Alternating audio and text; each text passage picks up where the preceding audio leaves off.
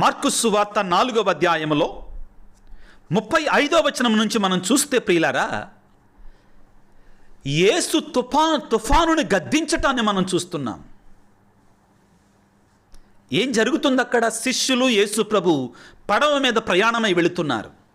యేసు ప్రభువు ఆ పడవ మీద అలసిపోయి ఆదమరసి నిద్రపోతున్నాడు.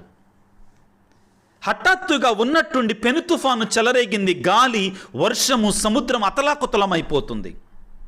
వాక్యాన్ని చదివితే మార్కు సువార్త 4వ అధ్యాయము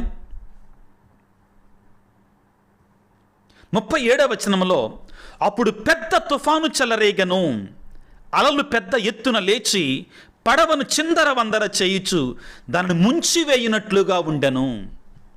ఒక భయంకరమైన పరిస్థితి అది. అవును ప్రియులకు దేవుని బిడ్డలారా, అయితే యేసు ప్రభు ఏం చేస్తున్నాడు? నిద్రిస్తున్నాడు.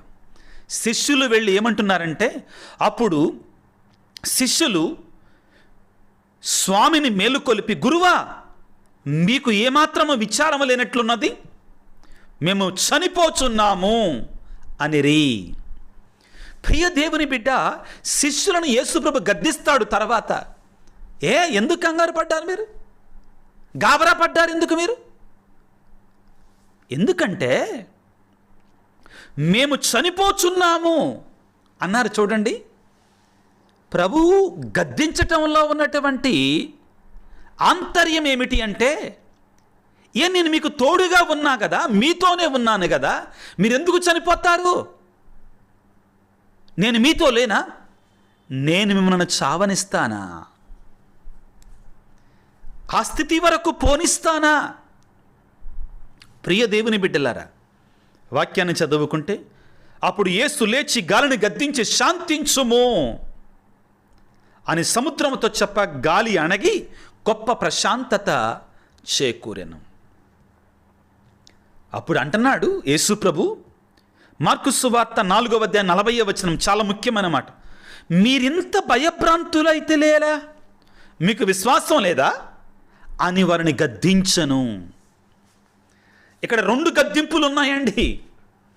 ఒకటి సముద్రాన్ని గద్దిస్తున్నాడు, వెంటనే యేసయ్య చిత్తానికి లోబడింది, యేసయ్య మాటకు లోబడింది, గొప్ప ప్రశాంతత ఏర్పడింది. శిష్యులను కూడా గద్దిస్తున్నాడు. ఏమని గద్దిస్తున్నాడో? ఏమైంది మీ విశ్వాసం? ఎందుకు కంగారు పడ్డారు? నేను లేనా? మిమ్మల్ని మునగనిస్తానా? ప్రిలారా, గుర్తుపెట్టుకుందాం. ఏమిటి అంటే, శ్రమల సమయంలో క్రైస్తవుడు ఏ విధముగా ఉండాలి అంటే, ముఖ్యంగా మొదటిగా యేసు ప్రభు నాతో ఉన్నాడు అనే విశ్వాసముతో ఉండాలి. నా పడవలో ఉన్నాడు, నా జీవితంలో ఉన్నాడు, నా కుటుంబంలో ఉన్నాడు, నా నావలో ఉన్నాడు అనే విశ్వాసముతో ఉండాలి. రెండవది, నాతో ఉన్న యేసు ప్రభు నా సమస్య కంటే గొప్పవాడు, నా సమస్య ఆయన ముందు ఎందుకు పనికిరానటువంటిది, ఆయన సర్వశక్తిమంతుడు, నా సమస్యని తప్పనిసరిగా ఆయన పరిష్కారం చూపిస్తాడు అనే విశ్వాసం ప్రతి క్రైస్తవునిలో కూడా ఉండాలి. మనతో వచ్చిన సమస్యల్లా ఏమిటి అంటే, యేసయ్య నాతో ఉన్నాడని విశ్వసించం మొదటిగా. ఒకవేళ విశ్వసించినా కానీ రెండవది ఏంటంటే, ఆయన నన్ను కాపాడతాడు, ఆయన సర్వశక్తిమంతుడు, ఆయన ముందు నా సమస్య ఎందుకు పనికిరానటువంటిది, ఆయన సమస్యకు పరిష్కారాన్ని ఇస్తాడు అని నమ్మం ప్రియులారా. ఈనాడు దేవుడు నిన్ను ఆహ్వానిస్తున్నాడు. నమ్ము ఆయనని, నీతో ఉన్నాడని. నీ జీవితంలో ఆయన ఉన్నంత వరకు కూడా ఎటువంటి ప్రమాదము జరగదని ప్రియులారా. ప్రియులకు దేవుని బిడ్డలారా, ఏం జరుగుతుంది ఇక్కడ? తుఫాను చెలరేగుతుంది, సముద్రం మీద ఉన్నారు వారు. బైబిల్ గ్రంథం అంతా కూడా ప్రియులారా, దేవుడు సముద్రానికి అధిపతి అని మనకు నేర్పిస్తుంది. సముద్రం అంటే మానవ అతీత శక్తి అని మనం అర్థం చేసుకోవాలి. మానవ శక్తికి మించినటువంటి ఒక గొప్ప భయంకరమైన సముద్రం ప్రియులారా, హద్దులు ఎల్లలేనటువంటిది. కొన్నిసార్లు ఈ సముద్రం ప్రియులారా తుఫాను చెలరేగినప్పుడు మానవుడు ఎవ్వరు ఏం చేయలేరు. పెద్ద పెద్ద ఓడలు కూడా ఏమీ చేయలేవు. అది మానవ అతీత శక్తి అని మనం అర్థం చేసుకోవాలి. మొట్టమొదటిగా ప్రియులారా, ఆదికాండం 1వ అధ్యాయము 1వ వచనంలో ఒక అద్భుతమైన మాట ఉంటుంది ప్రియులారా. ఏమిటి అంటే, ఈ సృష్టి అంతా కలగక ముందు ఏ విధంగా ఉందట? ఆదికాండం 1వ అధ్యాయం 1వ వచనం, దేవుడు మొట్టమొదట భూమిని ఆకాశమును సృష్టించాడు. ఎలా? ఎక్కడి నుంచి? ఆనాడు భూమికి ఆకారము లేదు, నిరాకారిగా ఉన్నది భూమి, అది శూన్యముగా ఉండెను. ఇప్పుడు ఒక మాట వస్తుందండి, అంధకారము అగాధ జలములపై వ్యాపించి ఉండెను. దేని మీద? అంధకారము అగాధ జలములు. ఆ మాటలు వింటుంటేనే అక్కడ క్రమము లేదు, క్రమము లేదు ప్రియులారా. నిరాకారముగా ఉన్నది. అంధకారము అగాధ జలములు భయాన్ని కలిగిస్తున్నాయి.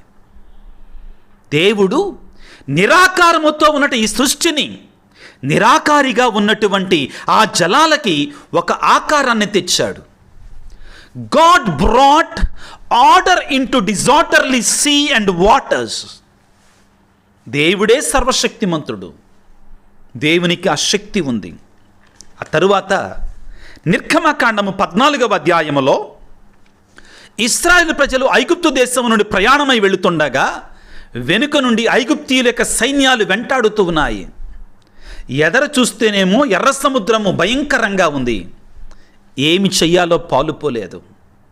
అక్కడ దేవుడు ప్రియులారా రక్షణ చరిత్రలోనే ఒక గొప్ప అద్భుతాన్ని చేస్తున్నాడు. ఏమిటి అంటే, తన శక్తితో కనీవిని ఎనుగరి రీతిలో సముద్రాన్ని 2 పాయలుగా చేశాడు. దేవుని యొక్క శక్తికి, మహిమకి నిదర్శనం ప్రియులారా. ఈ రీతిగా మనం దేవుని యొక్క వాక్యాన్ని చదువుకుంటే ప్రియులారా, అనేకమైనటువంటి కార్యాలు మనకి తటస్థిస్తూ ఉంటాయి. దేని గురించి అంటే ప్రియులారా, ఇదిగో దేవుడు ఈ సముద్రానికి ఆయన అధికారి అని తెలియజేయటానికి ప్రియులారా. ఆ తర్వాత మనం యోనా గ్రంథములోనికి వెళితే అక్కడ దేవుడు సముద్రాన్ని కమాండ్ చేస్తున్నాడు. దేవుడు సముద్రానికి ఆజ్ఞ ఇస్తున్నాడు. ఏమంటున్నాడు పిల్లారా? యోనా గ్రంథము 1వ అధ్యాయం 4వ వచనం, కానీ ప్రభువు సముద్రముపై గొప్ప తుఫానును రేపెను, ఆ పెనుగాలి తాకిడికి ఓడ బద్దలగుచున్న ఉండునట్లుగా ఉండెను. నావికులు భయపడి ఒక్కొక్కరు వారి దేవునికి ప్రార్థన చేశారు. దేవుడు సముద్రానికి అధికారి. సముద్రం అనగానే నిరాకారిగా భయంకరమైనటువంటిదిగా ఉంటుంది, కానీ దేవుడు ఆ సముద్రానికి ఆకారాన్ని ఇవ్వగలిగినటువంటి శక్తిమంతుడు. ప్రియులారా, మానవ జీవితం అనేటువంటిది సముద్రముతో పోల్చబడుతుంది, సముద్రములో చేస్తున్న ప్రయాణముతో పోల్చబడుతుంది. ఈ నావకి, ఈ పడవకి, ఈ ఓడకి అధికారి యేసయ్య అయినప్పుడు, ఈ జీవితానికి, ఈ బ్రతుకుకి యేసయ్య అధికారిగా ఉన్నప్పుడు ఈ భయంకరమైన సముద్రం ఏమీ చెయ్యలేదు. ఆయన నా పడవలో ఉన్నాడు, నా నావలో ఉన్నాడు, నా ఓడలో నా జీవితంలో, నా బ్రతుకులో, నా కుటుంబంలో ఉన్నాడు అని మనం విశ్వసించాలి. మొదటిగా ఆయన ముందు ఈ సముద్రము ఏమీ చేయలేదు, విధేయత చూపించటం తప్ప అనే విశ్వాసం మనలో ఉండాలి ప్రియులారా. అది ఉన్నప్పుడు మనకి డోకా లేదు. మనతో వచ్చిన సమస్యల్లో ఏంటంటే, ఈ రోజున శిష్యులు ఏమైతే చేశారో అది మనం చేస్తాం. మార్కు సువార్త 4వ అధ్యాయము 39వ వచనములో, అప్పుడు యేసు లేచి గాలిని గద్దించి శాంతింపుమని సముద్రముతో చెప్పగా గాలి అణిగి గొప్ప ప్రశాంతత చేకూరాను. అప్పుడు శిష్యులతో అంటున్నాడు, మీరెంత భయభ్రాంతురైతే లేరా? మీకు విశ్వాసం లేదా? ఏం విశ్వాసం? నేను ఈ పడవలో ఉన్నానని విశ్వాసం లేదా? నేను ఈ సముద్రాన్ని ఆపగలనని విశ్వాసం లేదా? 2. ప్రియులారా, బైబిల్ గ్రంథములో విశ్వాసము అనే పదానికి చాలా గొప్ప స్థానం ఇవ్వబడింది. ఈ విశ్వాసం మూలంగానే అబ్రహాము జాతులకు తండ్రిగా మారాడు. ఈ విశ్వాసం మూలంగానే భయంకరమైన వ్యాధులతో ఉన్నటువంటి వారు స్వస్థత పొందారు. ఈ విశ్వాసం మూలంగానే మోషే సముద్రాన్ని 2 పాయలుగా చీల్చగలిగాడు.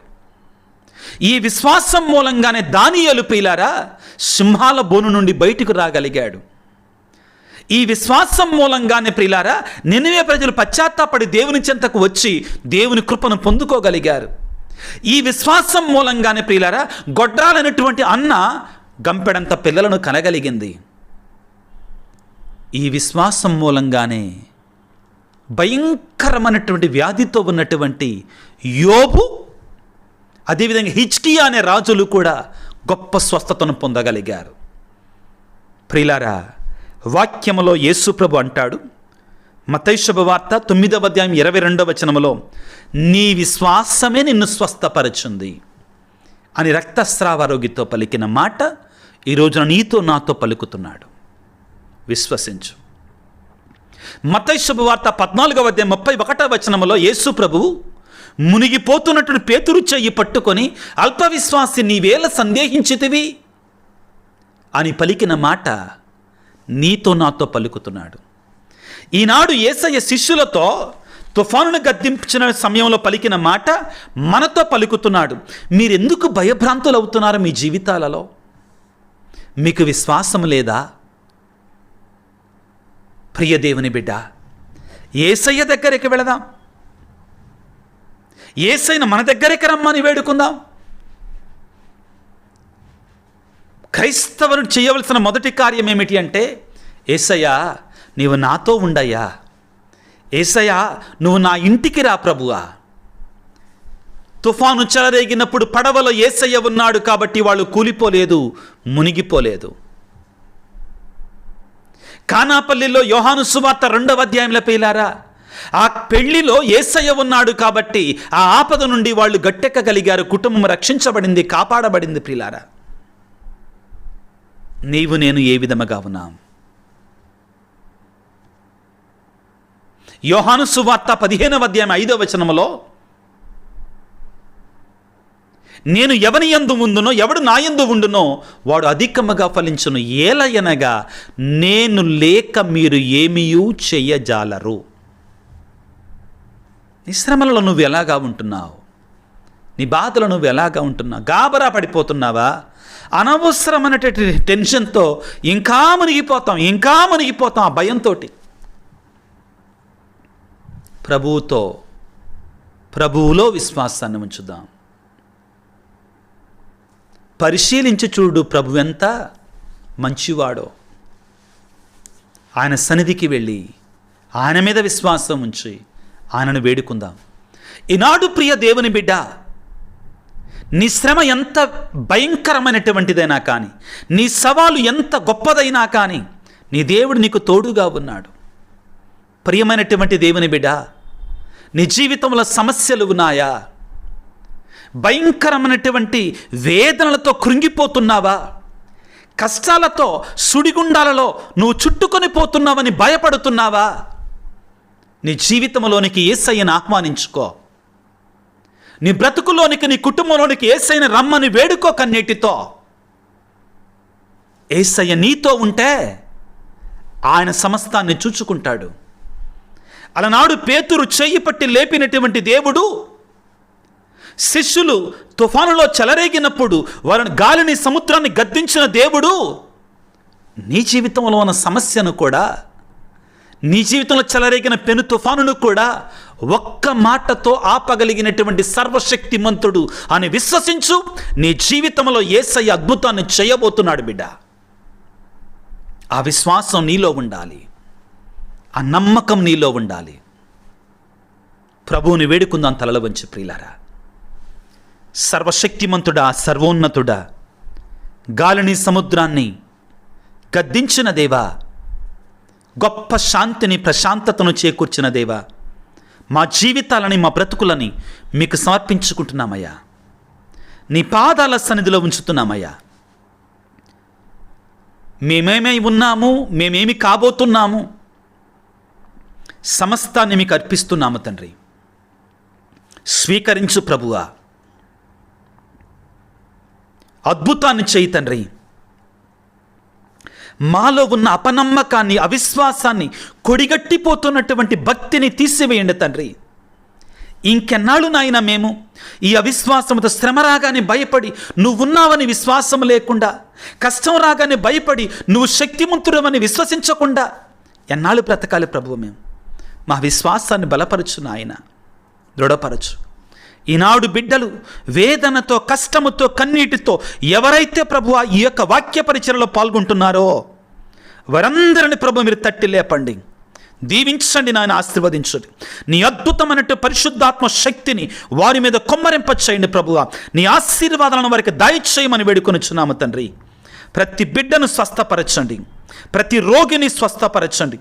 కుటుంబంలో తండ్రి ఆర్థిక ఇబ్బందులతో, బిడ్డలు లేక, గర్భఫలము లేక, ఉద్యోగం లేక, పెళ్ళిళ్ళు కాక వీళ్ళందరినీ మీకు సమర్పిస్తున్న ఈ క్షణములో నాయన, అలనాడు ఏ విధముగా శిష్యులు ఓడలో ఉండగా, పడవలో ఉండగా, సముద్రంపై ఉండగా వారి సమస్యను తొలగించావు, మా సమస్యలను కూడా తొలగించండి. ఈ సమస్యలు మాకు పెను తుఫానులాగా ఉన్నాయి నాయన, తొలగించండి, గద్దించండి, ఆపివేయండి, దీవించండి. మా ప్రభు అయిన క్రీస్తు ద్వారా వేడుకొనుచున్నాము తండ్రి, ఆమెన్.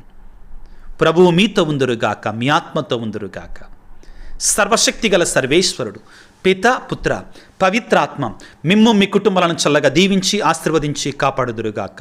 God bless you. దేవుడు మిమ్ము దీవించుగాక. ఆమేన్.